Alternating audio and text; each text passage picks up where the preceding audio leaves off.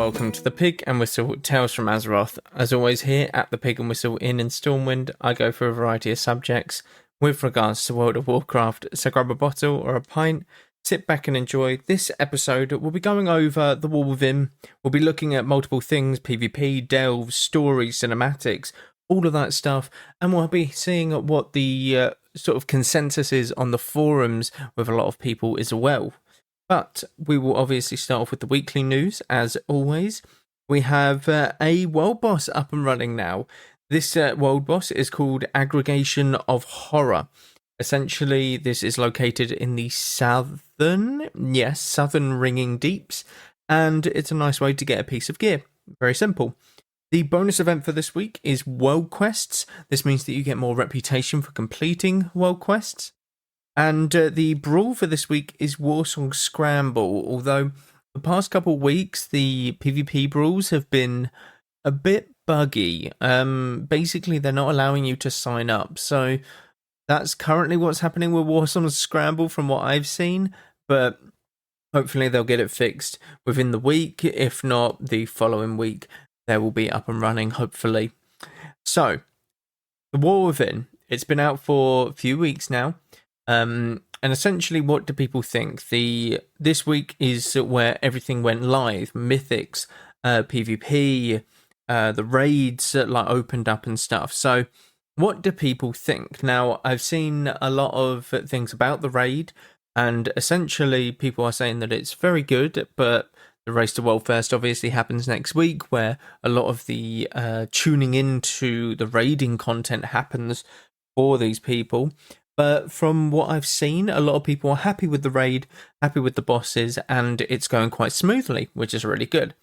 As for PvP, you can kind of take it or leave it depending on what class you play.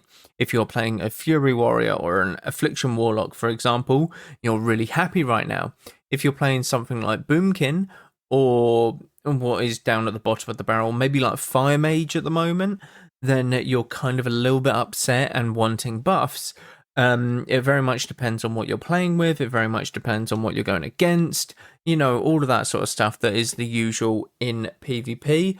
But from what I can see, the hero talents make it a bit more interesting in terms of what is currently happening. I don't know how to describe PvP. It feels like it's very slow, but at the same time, it can be very fast. And certain classes are a lot faster at bursting, such as Fury Warriors that just leap on you and essentially run you down for no real reason. And you have Affliction Warlocks that are doing unhealable amounts of, just raid damage essentially, and they're rotting your entire team. Now, there's many different things that, obviously can be changed in PvP, and they're looking at doing certain buffs, nerfs. They're looking at changing things in the 0.5 patch, stuff like that. So we'll see how it goes, and we have AWC to look forward to as and when that pops up. Now, we obviously have delves to get into, and the stories and the cinematics. I want to start with delves, okay? Now, for me, delves was something that was announced back at BlizzCon last year, and essentially they were like, this is going to be a new form of endgame content, and this content will essentially give you a vault slot in your Great Vault. So every week you can go to your vault, pick up a piece of gear. Very simple. Now, I was like, oh, great, okay, well, PvP's screwed, I guess, then. And I didn't really think about much more from the delves point of view. Today as of recording this, and the past couple days, I have been doing delves, and I've been doing delves because everything's unlocked, and essentially they give you a quest to go and kill Zekvir, I think it is.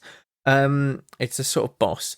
Now, to unlock this, you have to have done a tier 7 delve, and after you have done that, you essentially unlock his delve, which is located on the far west of the City of Threads. You just simply walk in, and it is just him there, and you kill him. Now, this is actually a bit of a task if you want to do this solo. There is an achievement for doing this solo, and essentially it's kind of a feat of strength. If you manage to do it and get past it, you get a nice little feat of strength achievement, and you can show it off to everyone that can't do it. Now, he is quite a tough boss for certain classes. I play Boomkin. I don't have kicks, so I have one kick. So it's very tough to keep on top of his dot that he puts on you. It's also tough to get some very on-demand damage as a Boomkin. So any ads that he spawns, very tough to kill when they're in the egg, essentially. And they spawn and they do about half your health and, stun you for 5 seconds. It's not great, I'm not going to lie. So they're not really calibrated for certain classes, but I think that that's just more of a challenge thing that you're going to have to try and figure out, essentially. Some delves are going to be more challenging than others. I would have liked it if a boss fight delve, which is just purely a boss fight, would have incorporated something along the lines of a Boomkin, because obviously if you're doing kick mechanics, a Boomkin can't really do that unless you're giving up 3 talent points to get Skull Bash. And it's just not viable at all in the slightest. You'll be doing negative damage almost. But what I'm trying to get at is that there are purposes, or there's a purpose to doing these delves. These delves I was doing from tier 3 up till tier 8, I think. And this is all in PvP gear, so whilst I was doing these solo, the delves were getting a lot tougher. They were getting substantially tougher for a solo player. And I quite liked that. I liked very challenging solo content. Now, a lot of people have been complaining that the delves content in a group is too easy. Well, why not just not do it in a group? I get that it's tempting to do it with friends or like in a pug group or whatever, just to power through them. But if you really want the challenge, just solo it. That will really push you to your limits. And I found it really enjoyable, like going through these delves solo and really pushing my character to its limits at the moment, because I'm in PvP gear. I'm not the greatest PvE geared player in the world. I'm at 590 item level. Everyone's above 600. And some of these delves require 620 item level plus. That's what it's recommended. But you can go in them anyway. But I actually had a lot of fun going through each of the delves. Now, there was a quest to do 2 Nerubian delves. There was bountiful ones that I went into just to get more bits of gear. And it's actually quite satisfying completing the delve, getting your gear at the end, picking up your little gold piles and stuff like that, and your little curios that you can unlock for your companion who's following you. It's really cool, and it's actually something that is a little bit of a dopamine hit, in all honesty, and it caught me off guard just how well it was doing. Genuinely, it really caught me off guard just how well it did.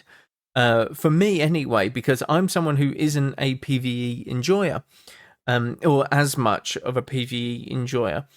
But those as a solo content were really fun to tackle, and they really made me think about the difference, or what I have to do differently in order to beat this foe.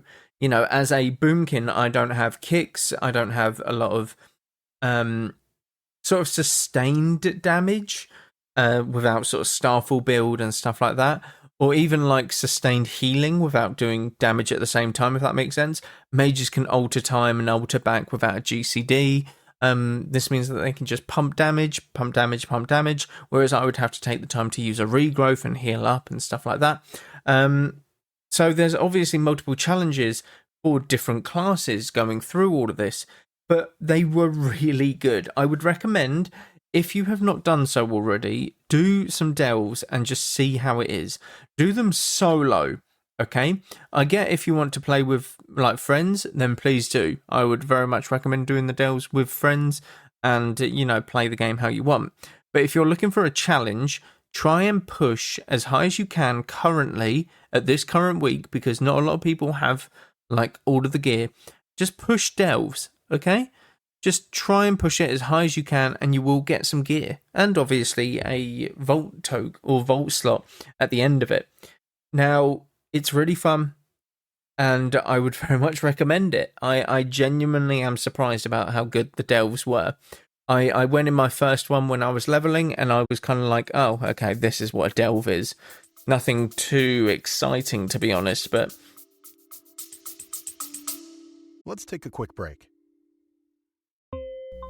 Do you like video games, podcasts, and reminiscing? I'm actor, video game writer, and total sweetie pie Connor Savage McCabe, and on each episode of Call Me By Your Game, I sit down with a guest for an intimate look at a special game from their past. Did you and your dad beat Spyro the Dragon over the holidays? Or was Halo 4 the one thing that united your roommates during your senior year of college? Stories like these are what Call Me By Your Game is about. From video game content creator Janet Garcia to Hades voice actor Courtney Vinay's, I interview wonderful comedians and game industry friends about these memories. Check us out wherever you get your podcasts, and maybe someday you'll call me by your game.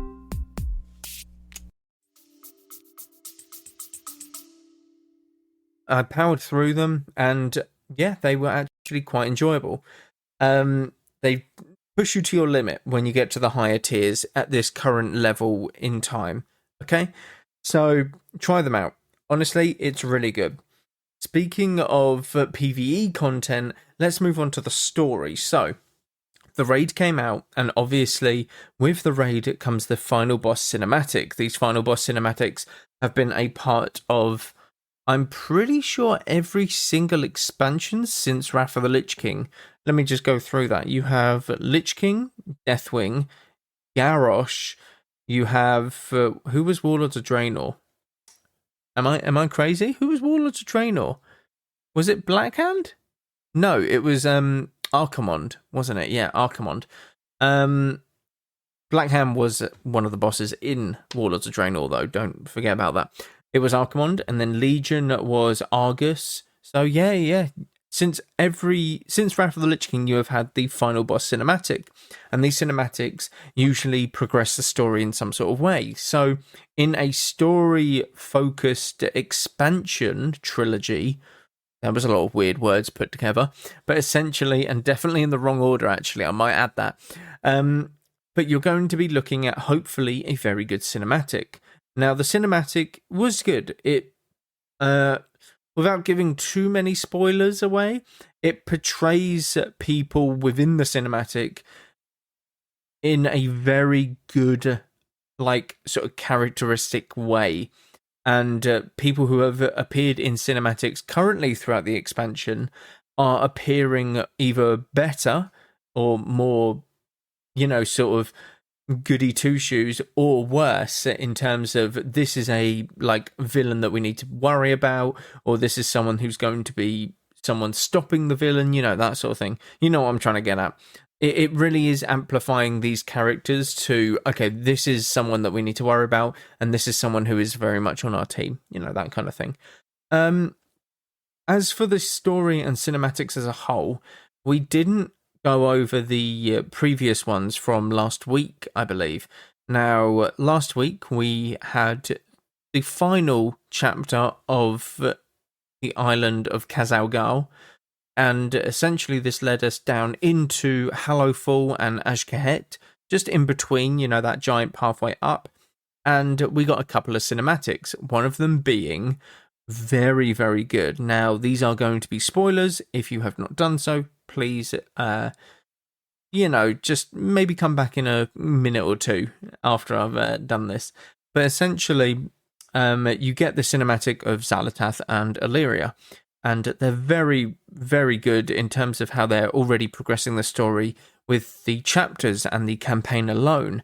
Now, hopefully, they put in a few sort of connecting dots within the next patch, and the worrying thing is that they won't, because they're trying to focus on the 20th anniversary of everything. So my honest opinion is that they'll throw in maybe one or two quest lines just to be like, oh, this is where Zalatath has run off to, we should go chase her, or this is where she's conducting her experiments currently, we got to go and do this and sort this out, and then you get like a little cinematic or something along them lines, just to be like, oh, we'll check back later, champion, that kind of thing, and then that will lead into the next patch, that kind of like shebang that they always do. Hopefully they do that in the next patch. It's not looking likely, but they always add a few little tidbits in there. Now, as for the story and the cinematics as a whole, and my sort of rating on them, I would say that it's very much a 7 to 8 out of 10-ish.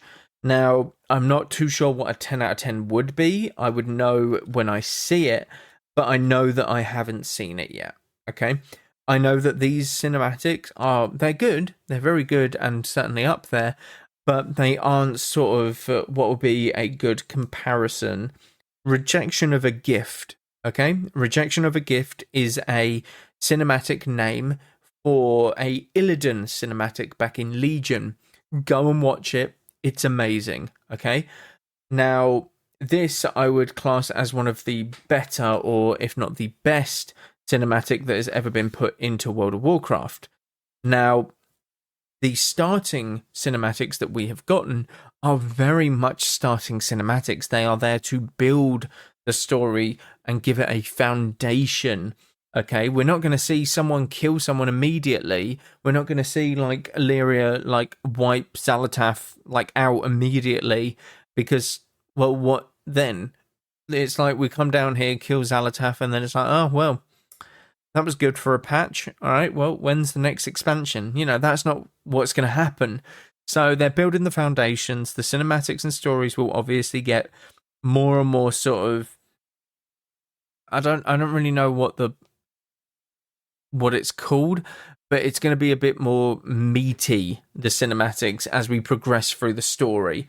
Okay, you're going to see certain things happen. Maybe some characters get killed off. Maybe certain structures, or not structures, but places get demolished, kind of like Dalaran. Maybe we see them sort of things happen throughout the expansion. And I would like to see more of, to be honest, that sort of stuff. Like Dalaran getting blasted out the sky. These iconic Warcraft things getting destroyed, because it does give a sense of danger, and it does give us a sense of, oh, this is a real big baddie, not unlike the jailer who stands like on a hill and throws Bane off of it. I mean, what was that about? But yeah, you give like the characters like, oh, this is actually a really big bad, and it makes people want to progress the story. So who knows, maybe we'll see that sort of thing, but I definitely don't think we'll see it in the next patch. We'll get like one or two few bits of pieces, like quest-wise, but we'll have to wait until 11.1 to see like more cinematics potentially. Now, as for PvP, okay, PvP is one of these things that I very much play. It's my main course, essentially, when it comes to World of Warcraft. Season 1 has just started. I'm playing various classes. I'm trying to play my druid in solo shuffle, but 20 to 30 minute queue times is not a fun gameplay style, I'll say, in World of Warcraft. So I need to adapt. I play healers to adapt. I play healers mainly because it is a 0-second queue time to get into a game. I just want to play the game. That's it. Now, this healer that I've been playing is Resto, Shaman, and Monk. Monk's feeling a bit underwhelming, I'm not going to lie. Shaman, really fun. A lot of keybinds, though. And it's tough to get used to. It's tough to really get used to. But we know that the season has started because people are starting to become dickheads again. It's that time. So you load into a solo shuffle, you lose one round, someone starts complaining. Always happens, always will. Now, you have to try and punch through these people. Not literally. I know some people want to, but you have to try and get through them and just ignore them. They are ridiculously annoying and bad at the game. Okay? Now, you might think, but what if they got like gladiators, like multiple like glads? They are bad as a person, okay? They're kind of rotting on the inside, that kind of deal. please just get through them. You know that season 1 started because these people will start to crop up a lot more. A lot of things that have happened within the last 3 weeks are very good and positive things, but people will start to be like little shits essentially now that the seasons have started, because there will be like, I don't know how to describe it. People will cry about everything when it comes to PvP, mythics, that sort of thing. It's going to happen. Try and deal with it. Now, some people's concerns on the forums for the War Within are really weird, okay? Now, this person's, we'll say, problem is that they can't do multiplayer content, okay? So where is my multiplayer content, this person asks. I would like to play the game with my friends. I would like to do challenging things in the game with my friends that I just can't do on my own. Why am I forced into this open world solo experience? 0 challenge garbage, which I finished in 5 days. Max level, all quests, max professions. Yes, 300 fishing also. This guy did every single quest in the game in 5 days. Okay. I don't need to do the maths on this, okay? But I know for a fact he has not done every single quest in the game, okay? You could probably, I could probably go on his WoW Armory right now and check that just by looking at certain achievements, okay? Because there are achievements that give you, or you get an achievement for doing a certain amount of quests within a continent. So Eastern Kingdoms has one, Kalimdor has one, Koltiris has one, Northrend, Outland, etc., etc. You know what it means. But yeah, I don't think he's done that. Rare grinds, events, treasures, 586 item level, because I just can't be asked to grind more brainless heroic. Am I expected to move my alt armies from their farm/alt army exploit stuff at launch? Firstly, you shouldn't be exploiting. Now, why would I? I already have more gold than I could possibly use. Why do I have to wait so long for challenging content, and the casuals get most of their content at launch or now in early access? Maybe I represent a very small part of the player base. Yay, statistics. Okay. Firstly, you can queue up with people in the open world. You can just do questing with people in the open world. You don't need to do questing solo. You don't need to do rare grind solo or events or treasure hunting or anything along them lines. You can do this all in a group. Now, as for PvP, do a battleground, do an epic battleground, do arena skirmishes, do the brawl. As for PvE, do heroics with your friends, level alts in dungeons with your friends. Do delves. You can do like world quests. You can do so many different things, battle pets, etc. Like, it's absolutely crazy. Everything within WoW can be done in a group and in like as a multiplayer content. People need to understand this. People need to get over it. Okay. Yes, the questing isn't as sort of exciting as Classic, but newsflash, you never had to group up with someone in Classic as well for Classic questing. You never did. You were never forced to do in any of your leveling a quest that funneled you through a super tough elite quest that forced you to group. Okay, you could always just go out and kill boars. Literally, you can be the South Park meme. Go out and kill boars. Now, is it fun? Maybe, maybe not. Depends on your stance. But if you want to play with friends, just group up with them and do quests with them. It's really not that tough, is it? You can test out new builds with your different hero talents now and shit like that. It's absolutely crazy and mind-boggling that people have these sort of complaints. Because if I just scroll down, literally here it just says, someone just puts, you can literally do everything in a group. Yes, you can. But then you get some people like this that just go, tell me about it. I feel like it's a little too late. I'm almost burned out from boredom for 3 weeks of nothing to do. You're burnt out because you're like, oh my God. You're burnt out because you've been power leveling to get to level 80 when you know that there's 3 weeks worth before any sort of like mythic or super high end game content comes out. How does that make sense? Why are you doing that? It's stupidity, okay? It's absolutely... What are you racing to level 80 for? Hey, what are you doing that for? There's no point. It's crazy. Now, he goes on and says... he actually replies to this person who puts, you can do everything in a group. And he puts, but why would you do it in a group? Everything is so fast and easy. Doing it in a group makes it literally just a chore. If it's so fast and easy anyway, then isn't it a chore? Like currently? No? Yes? Incorrect? I don't know. But he needs to kind of get over himself. It is absolutely ridiculous. The reason you play with friends is to play with them and to just have the experience of playing with them together. You make your own fun just by playing with the people that you're playing with. Not for the actual game itself, okay? You could be playing the shittest game in the world, but if you're playing with your mates, you can make some sort of entertainment and fun out of it. It's that simple. It really, really is. You're not playing for the game, you're playing for the company, okay? That simple. Please understand that. And people need to get over this whole idea of, I've power leveled, now I have to wait 3 weeks because there's plebs that haven't power leveled. This is ridiculous. We need to chill with this. We need to chill with this mindset in WoW in general. Like, I get it if you're an AWC player. I get it if you're a mythic world first raider.